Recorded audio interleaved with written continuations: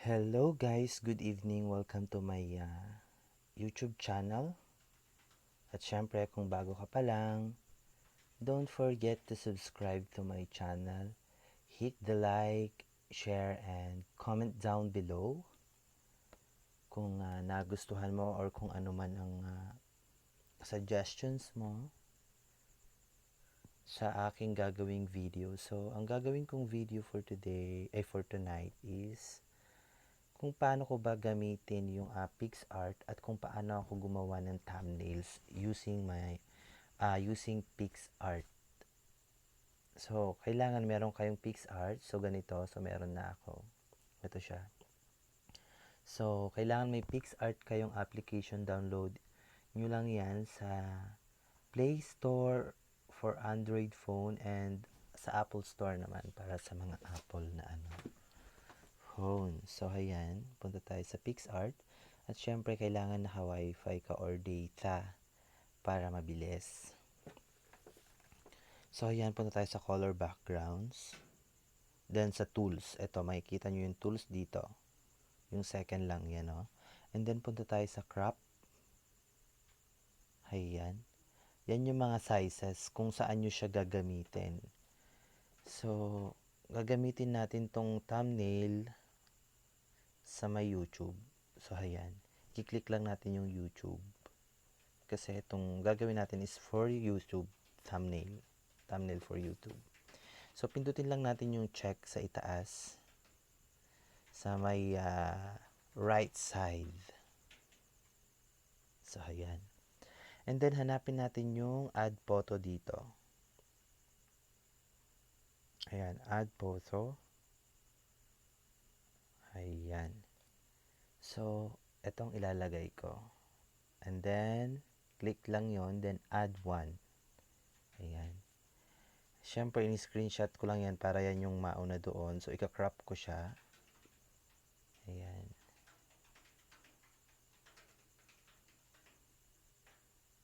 Then, after nyo nang makrap, pindutin nyo na rin, i-click nyo na rin yung check sa itaas ulit. So, ayan. Pwede na natin siyang palakihin, i-zoom. Ayun. Kailangan natin i-crop pa yung isa. Ayan.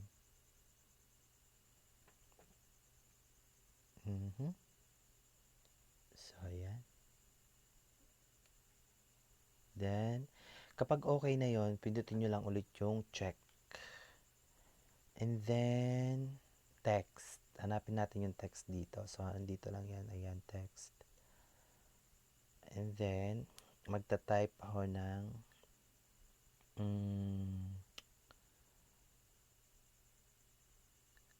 welcome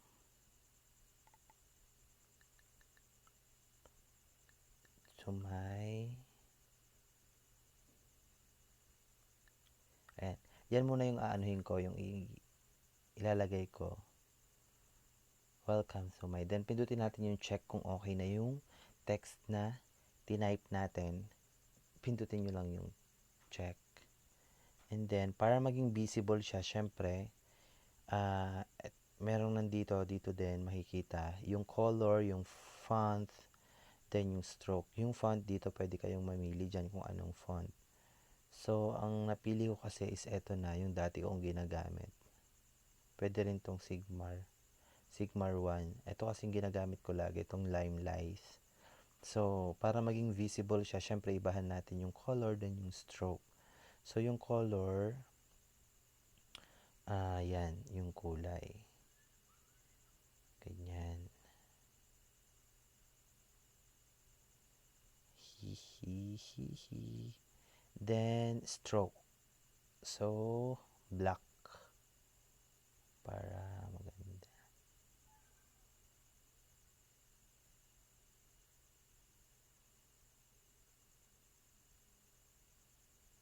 Then, pwede natin siyang palakihin. Welcome to my. Then, pag okay na yung yung pwesto niya, pindutin nyo lang yung check. Ayan. And then, add ulit tayo ng text para madugtungan. Welcome to my. live streaming. So, ayan. Check lang ulit natin. And then, palaki natin siya. And then, yung color is blue ulit. And then, stroke, black. Ayan. Then, pwesto na natin siya. Ayan. Tapos, kung gusto nyo namang lagyan ng stickers, yung subscribe button, ganun, pindutin muna natin yung check. Ayan. Ayan, nandito din yung stickers. Ito lang siya. Hanapin nyo lang dito. So, andito lang siya. Ayan, stickers. And then, search natin dyan. So, kailangan naka-data or naka-wifi po kayo para ma-search nyo yung mga isi-search yung stickers. So, ayan, subscribe. Ayan, yung mga stickers na pwede nang ilagay.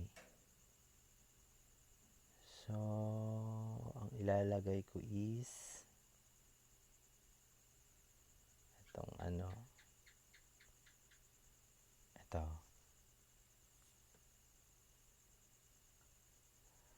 Pwede din natin yung palakihin. Ayan. Pero hindi siya visible, palitan natin siya. Hindi visible yung ito.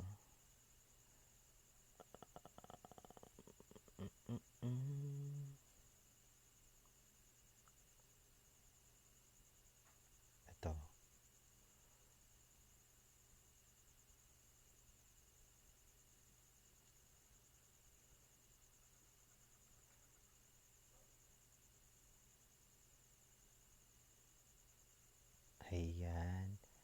Welcome to my live streaming, then subscribe. Then, pag okay na yung pwesto niya, i-click nyo lang din yung check. And then, kung gusto nyo pang maglagay ng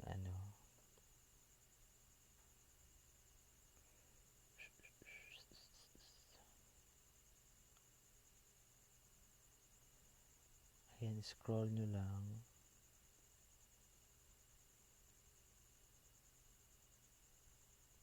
So, ito.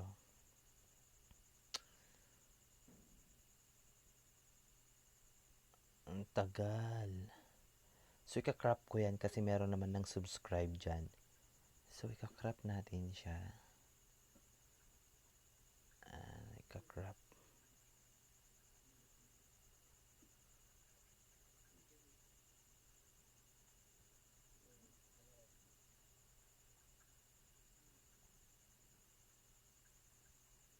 Hindi siya makrop.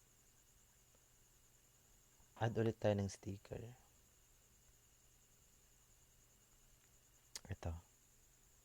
Subscribe.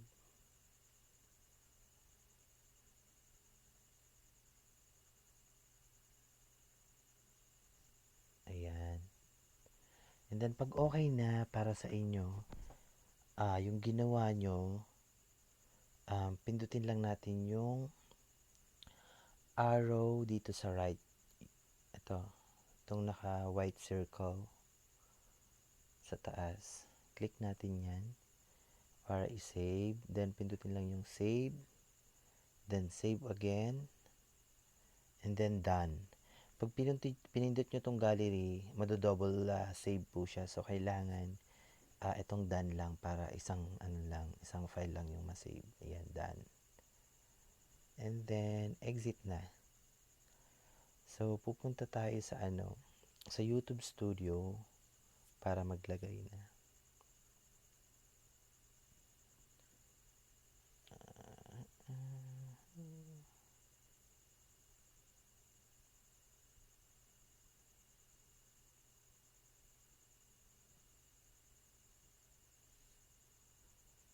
Ang tagal.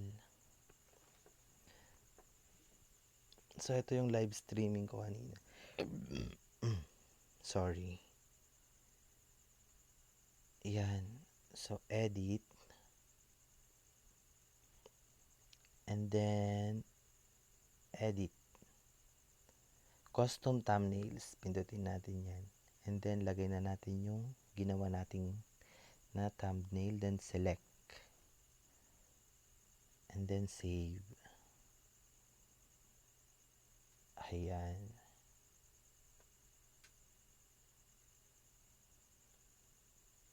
Then, yung isa din. Kasi hindi ko nagawa ng ano.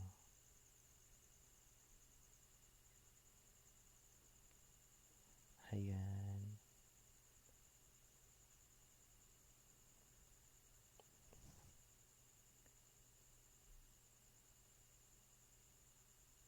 Ayan. Thank you so much, guys. So, ayan na yon. Nailagay na. Thank you so much for watching. Stay at home. God bless. Bye-bye.